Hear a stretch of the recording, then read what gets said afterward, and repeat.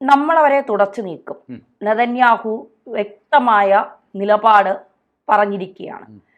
വെടിനിർത്തൽ കരാർ ആ കരാറിൽ ഒപ്പിടാൻ ഇറാൻ തയ്യാറായി നിൽക്കുമ്പോഴാണ് നെതന്യാഹുവിൻ്റെ ഇത്തരമൊരു വാക്കുകൾ ഇപ്പോൾ വലിയ രീതിയിൽ ചർച്ചയാകുന്നത്. വീണ്ടും ഇസ്രായേൽ ഇറാൻ യുദ്ധത്തെയാണോ അഭിമുഖീകരിക്കാൻ പോകുന്നത് ലോകം? അതായത് ട്രംപാണ് പറഞ്ഞത് 60 ദിവസത്തെ വെടിനിർത്തൽ കരാർ എന്ന്. അപ്പോൾ അതിനിപ്പോൾ നെതന്യാഹു ഒരു മറുപടി എന്നോണം പറഞ്ഞേക്കാണ്, ഇനി ഹമാസ് എന്ന് പറയുന്ന സാധനം ഉണ്ടാകില്ല, നമ്മളതിനെ തുടച്ചു നീക്കും. ഹമാസ് മാത്രമല്ല, ഹമാനിസ്ഥാനും ഉണ്ടാകില്ല. അതായത് നെതന്യാഹു ഇങ്ങനെ പറയാൻ കാരണം, ഇനി അവിടെ ഹമാസ് എന്ന് പറയുന്ന സാധനം അവശേഷിക്കുന്നില്ല, ഇനി നമ്മളതിൻ്റെ പുറകെ പോകേണ്ട കാര്യമില്ല എന്നാണ് നെതന്യാഹു പറയുന്നത്. പക്ഷേ നെതന്യാഹുവിൻ്റെ മേലെ ഇപ്പം മറ്റൊരു സമ്മർദ്ദവും കൂടി വന്നിട്ടുണ്ട്. അവിടെ ഈ നിയമസഭ, അതായത് ജനപ്രതിനിധി സഭ ഈ വേനൽക്കാലത്ത് സമ്മേളനം ചേരാൻ പോവുകയാണ്. അപ്പോൾ അതിനു മുൻപ് ഈ നെതന്യാഹുവിൻ്റെ പാർട്ടിയിലെ ലിക്വിഡ് പാർട്ടിയിലെ ഏതാണ്ട് 15 പേരും ആ സമ്മേളനത്തിൻ്റെ സ്പീക്കറായിരിക്കുന്ന ആളും ഒപ്പിട്ട ഒരു നിവേദനം ഇപ്പം നെതന്യാഹുവിൻ്റെ കയ്യിൽ ചെന്നിട്ടുണ്ട്. അവർ പറയുന്നത് ഈ വെസ്റ്റ് ബാങ്ക് പിടിച്ചടക്കൽ ഈ പറയുന്ന അടുത്ത സമ്മേളന കാലത്തിന് മുമ്പ് പൂർത്തിയാക്കണമെന്നുള്ളതാണ്. അപ്പോൾ ആ പരിപാടി എത്രയും പെട്ടെന്ന് പൂർത്തിയാക്കണം, ഞങ്ങൾക്ക് കാത്തിരിക്കാൻ നിർവാഹമില്ല എന്നുള്ളതാണ് ഇവർ പറയുന്നത്. ഇപ്പോൾ ഈ 60 ദിവസത്തെ വെടിനിർത്തൽ കരാറിനെ സംബന്ധിച്ച് നെതന്യാഹു ഇതുവരെ ഔദ്യോഗികമായിട്ട് പ്രതികരിച്ചിട്ടില്ല, അത് അംഗീകരിക്കുന്നുണ്ടെന്നോ ഇല്ലെന്നോ ഉള്ളത്. പക്ഷേ ഇതുമായിട്ട് ബന്ധപ്പെട്ട് ഹമാസിൻ്റെ ആൾക്കാരൊരു പ്രതികരണം നടത്തിയിട്ടുണ്ട്. ഇവർ ശാശ്വതമായ സമാധാനവും ഇസ്രായേലിൻ്റെ സേനാ പിന്മാറ്റവുമാണ് ആഗ്രഹിക്കുന്നത്. അപ്പോൾ അതുമായി ബന്ധപ്പെട്ട് ചില ഇടനിലക്കാരുണ്ടല്ലോ ഈ ചർച്ചകൾക്ക് മധ്യസ്ഥം വഹിക്കുന്നത്, അങ്ങനെ ഈജിപ്തും ഖത്തറും അവരുമായിട്ട് ഞങ്ങൾ ആശയവിനിമയം നടത്തിയിട്ടുണ്ട്. അപ്പോൾ ഇത്തരത്തിൽ ഒരു സമാധാന സന്ധി ഉണ്ടാകണം എന്നുള്ളതാണ് ഹമാസിൻ്റെ ഇപ്പോഴത്തെ നിലപാട്. പക്ഷെ അതിനോട് ഇസ്രായേൽ ഏത് രീതിയിൽ പ്രതികരിക്കും എന്നുള്ളത് അറിയില്ല. ഏതായാലും ബെഞ്ചമിൻ നെതന്യാഹു ഉടനെ തന്നെ ട്രംപുമായിട്ട് കൂടിക്കാഴ്ച നടത്തും. അതിനു വേണ്ടിയിട്ട് നെതന്യാഹു അമേരിക്കയിലോട്ട് പോകും എന്നുള്ളതാണ് അറിവ്. കൂടിക്കാഴ്ച നടത്തുമ്പോൾ ഈ പറയുന്ന ഇറാൻ യുദ്ധത്തെ സംബന്ധിച്ചും പാലസ്തീനിലെ ഹമാസിനെ കൈകാര്യം ചെയ്യുന്ന സംബന്ധിച്ചും രണ്ട് നേതാക്കളും വിശദമായ ചർച്ച നടത്തി ഇത് സംബന്ധിച്ചുള്ളൊരു ധാരണ ഉണ്ടാക്കും എന്നുള്ളതാണ് അറിവ്. ഏതായാലും നെതന്യാഹു ഒരു തീരുമാനം എടുത്തേക്കുന്നു, പിന്നോട്ടില്ല. അതായത് ട്രംപ് നിർത്തിക്കോ എന്ന് പറയുന്നുണ്ട്, പക്ഷേ അത് നിർത്തണോ വേണ്ടോ എന്നുള്ളത് നെതന്യാഹുവിൻ്റെ തീരുമാനമാണല്ലോ. ഈ പാകിസ്ഥാൻ ഭീകരവാദികളെ പാലൂട്ടി വളർത്തുന്നത് പോലെ ഇറാനാണ് ഈ ഹമാസിനെ വളർത്തിക്കൊണ്ടിരിക്കുന്നത്. ഇറാന്റെ എല്ലാ ചെയ്തികൾക്കും കൂട്ടുനിൽക്കാനും പിന്നെ ഈ ഭീകരവാദം വളർത്തുന്ന ഒരു ഭീകര സംഘടനയാണ് ഹമാസ് എന്ന് പറയുന്നത്. ഹമാസിന്റെ ഓരോ നേതാക്കളെയുമാണ് ഇസ്രായേൽ തീർത്തുകൊണ്ടിരിക്കുന്നത്. പക്ഷെ അടിയിൽ അണികളില്ലേ? ഈ അണികളെ മുഴുവൻ തീർക്കാൻ ഇസ്രായേലിന് സാധിക്കുമോ? അതായത് മെയിൻ പ്രശ്നം എന്ന് പറയുന്നത് ഈ ഹമാസിന് ആയുധങ്ങൾ വേണം, പണം വേണം. പണം എന്ന് പറയുന്ന ഒരു ഒരു വിതരണ ശൃംഖലയാണ്. ആ വിതരണ ശൃംഖല പലതായിട്ട് മുറിഞ്ഞു കഴിഞ്ഞു. ഇനി കൃത്യമായി പണം എത്തില്ല. ഇറാനിൽ നിന്നാണ് പ്രധാനമായും പണവും ആയുധങ്ങളും കിട്ടിക്കൊണ്ടിരുന്നത്. ഇറാനെ സംബന്ധിച്ച് ഇപ്പോൾ ഒരു ഏറ്റുമുട്ടൽ കഴിഞ്ഞതിൻ്റെ ക്ഷീണം മാറിയിട്ടേ ഇല്ല. അവർക്കിപ്പോൾ കൃത്യമായൊരു രാഷ്ട്രീയ നേതൃത്വം ഇല്ല. അവരുടെ അയത്തുള്ള അൽ ഖമനേയി, അവരുടെ പരമോന്നത നേതാവ് എവിടെയാണെന്ന് ഇപ്പോഴും അറിയില്ല.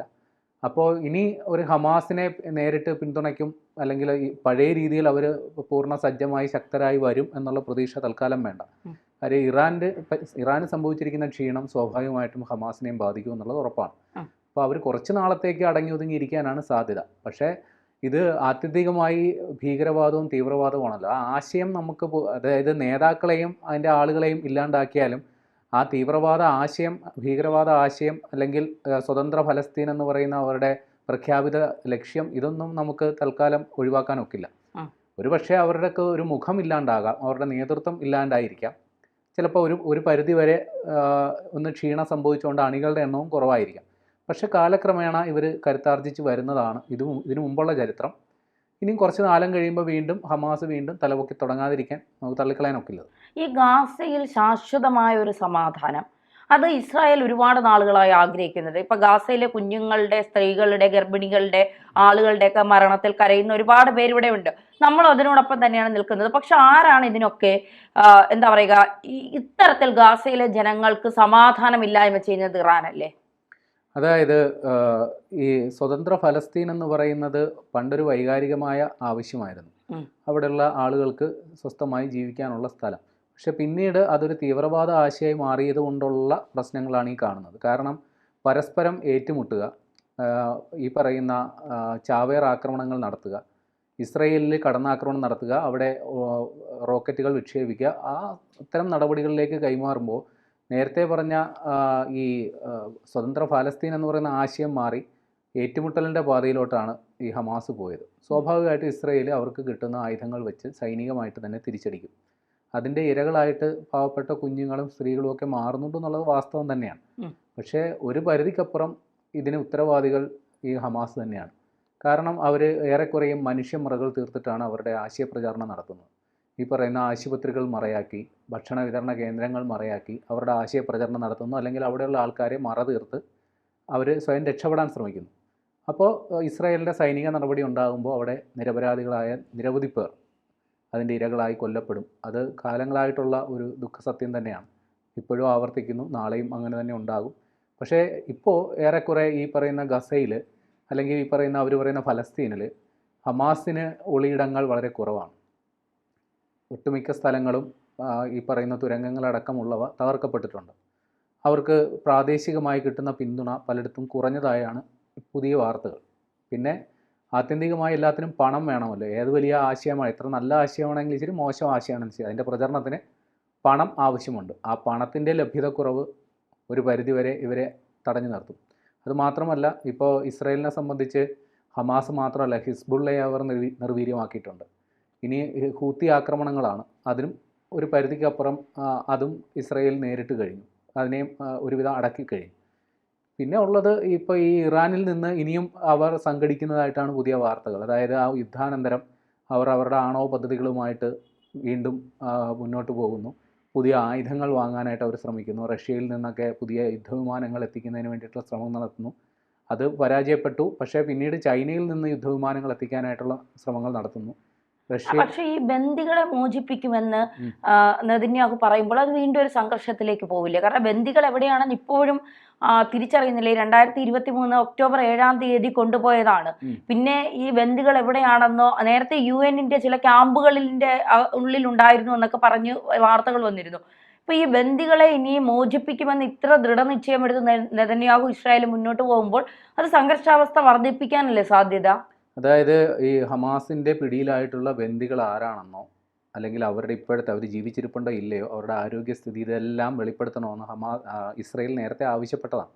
പക്ഷെ അത് കൃത്യമായി പാലിക്കാൻ ഹമാസിന് പറ്റിയിട്ടില്ല. ഇപ്പോൾ ഈ വെടിനിർത്തൽ കരാറിനെ സംബന്ധിച്ച്, അല്ലെങ്കിൽ ഒരു പരസ്പര ധാരണയിലാണ് വെടിനിർത്തൽ ഉണ്ടാകുന്നതെങ്കിൽ ഈ ബന്ദികളുടെ കൈമാറ്റം സംബന്ധിച്ച് കൃത്യമായി അതിൽ വ്യവസ്ഥ ഉണ്ടാകണം, നടപടി ഉണ്ടാകണം എന്നുള്ളത് പ്രത്യേകം പറഞ്ഞിട്ടുണ്ട്.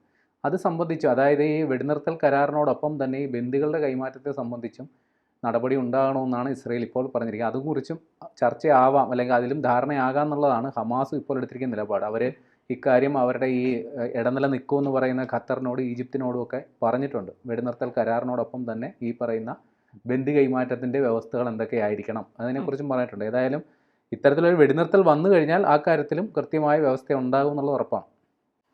ഈ ഇസ്രായേൽ ജനത ഇറാൻ ജനത എപ്പോഴും ആഗ്രഹിക്കുന്നത് സ്വാതന്ത്ര്യമാണ്. കാരണം അവർക്ക് അവിടെ ഒരു തരത്തിലുള്ള സ്വാതന്ത്ര്യമില്ല. മതമാണ് എല്ലാത്തിനെയും ഭരിക്കുന്നത് എന്നുള്ളതാണ്.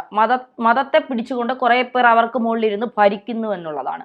അപ്പോൾ നേരത്തെ തന്നെ തുടക്കത്തിൽ നെതന്യാഹു പറഞ്ഞു, സ്വാതന്ത്ര്യം ഗാസയ്ക്ക് നൽകുമ്പോൾ അത് ഇറാനും കൂടി ഉള്ളതായിരിക്കും. ഇറാനെ ഞങ്ങൾ സ്വതന്ത്രമാക്കും, ഇറാനിലെ ജനങ്ങൾക്ക് ഞങ്ങൾ സ്വാതന്ത്ര്യം നേടിക്കൊടുക്കുക, നിങ്ങളെ ഒരു തരത്തിലും ബുദ്ധിമുട്ടിക്കുന്ന ഒരു കാര്യങ്ങളും ഞങ്ങൾ ചെയ്യില്ല എന്ന് ഇറാൻ ജനതയ്ക്ക് വാക്ക് കൊടുത്തിട്ടുണ്ട് നെതന്യാഹു. അങ്ങനെയാണെങ്കിൽ ഒരു ഭരണമാറ്റത്തിന്റെ സാധ്യത ഉണ്ടോ ഇവിടെ? അവിടെ അവരുടെ മത നേതൃത്വം, ഈ പറയുന്ന അൽ ഖമനേയുടെ നേതൃത്വത്തിലുള്ള മത നേതൃത്വം ഇപ്പോഴും അങ്ങനെ തന്നെ തുടരുന്നു എന്നുള്ളതാണ് വാസ്തവം. അപ്പോൾ ഇസ്രായേൽ അവിടെ സൈനിക നടപടി നടത്തിയെങ്കിലും, അല്ലെങ്കിൽ ഇറാനെതിരെ യുദ്ധപ്രഖ്യാപനം നടത്തിയെങ്കിലും ഒരു ഭരണമാറ്റത്തിലേക്ക് പോകുന്നതിൽ അത് പരാജയപ്പെട്ടു എന്നുള്ളതാണ് സത്യം. അപ്പോൾ ഇനി ഏത് രീതിയിൽ അത് ഇനി മുന്നോട്ട് പോകും. കാര്യം ഖമനേയുടെ അസാന്നിധ്യത്തിൽ അദ്ദേഹം ഇനി ജീവനോടെ ഉണ്ടോ ഇല്ല എന്നുള്ളത് അറിയില്ല. തീർച്ചയായിട്ടും അദ്ദേഹത്തിന് പകരം മറ്റൊരാൾ വേണ്ടി വരും. അത് ആര് എന്നുള്ളതിലാണ് ഇനി സംശയമുള്ളത്. ഇനി പകരം വരുന്ന ആൾ കുറച്ചുകൂടി ഉദാരമായ സമീപനം. അതിന് മുമ്പ് ഇറാൻ അങ്ങനെ ഒരു ചരിത്രമുണ്ട്. അമേരിക്കയുമായിട്ടും ഒരു പരിധിവരെ ഇസ്രായേലുമായിട്ടും ഒക്കെ സഹകരിച്ച് നിന്ന ഭരണ നേതൃത്വം ഉണ്ടായിരുന്ന മുൻകാല ചരിത്രം ഇറാനും ഉണ്ടായിരുന്നതാണ്. അതെ അതെ അതെ. അപ്പോൾ സമാനമായ രീതിയിൽ ഒരു മാറ്റം അവിടെ ഉണ്ടാകുമോ ഇല്ല എന്നുള്ളതാണ് എല്ലാവരും നോക്കേണ്ടത്. പക്ഷേ പുതിയ വാർത്തകൾ പ്രകാരം അതിനുള്ള സാധ്യത വളരെ കുറവാണ്. കാരണം ഇപ്പോഴും അവർ സംഘടിക്കുന്നു, ഇറാൻ സംഘടിക്കുന്നു. ബെഞ്ചമിൻ നെതന്യാഹുവിനെതിരെയും ട്രംപിനെതിരെയൊക്കെ ഫത്വ പുറപ്പെടുവിക്കുന്നു. അപ്പോൾ ആ രീതിയിലുള്ള കാര്യങ്ങളുമായിട്ട് അവർ മുന്നോട്ട് പോകുന്നു. അപ്പോൾ ഒരു ഭരണമാറ്റത്തിലേക്ക് കാര്യങ്ങൾ എത്തുന്നതിൽ അമേരിക്കയുടെയും ഇസ്രയേലിൻ്റെയും സൈനിക ഇടപെടൽ ഫലവത്തായിട്ടില്ല എന്നുള്ളതാണ് ഇതുവരെയുള്ള അനുമാനം. ഇനി അറിയില്ല, ചിലപ്പോൾ അവിടെ ആഭ്യന്തരമായി എന്തെങ്കിലും ഒരു മൂവ്മെൻറ്റ് നടക്കുന്നുണ്ടെങ്കിൽ സ്വാഭാവികമായിട്ടും ഭരണമാറ്റത്തിലേക്ക് കാര്യങ്ങൾ എത്തും.